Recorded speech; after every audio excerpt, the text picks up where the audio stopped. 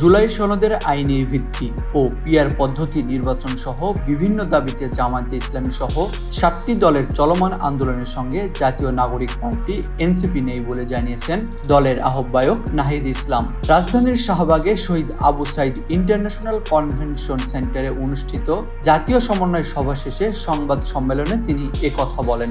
জামাত ইসলামের নেতৃত্বে যে আন্দোলনটা হচ্ছে যুগপৎ আন্দোলন, সেই আন্দোলনের সাথে জাতীয় নাগরিক পার্টি নাই। নাহিদ ইসলাম বলেন, আমরা নিম্নকক্ষে পিআর চাই না, শুধু উচ্চকক্ষে পিআর চাই।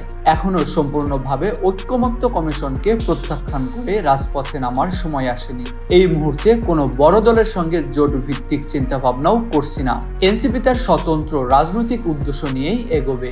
নিম্নকক্ষে আমরা পিআর চাই না, নিম্নকক্ষের পিআরের বিরুদ্ধে আমরা অবস্থান নিয়েছি। আমরা শুধু উচ্চকক্ষে পিআর এবং একটা জবাবদিহিতার জন্য একটি কার্যকর উচ্চকক্ষ চাচ্ছি।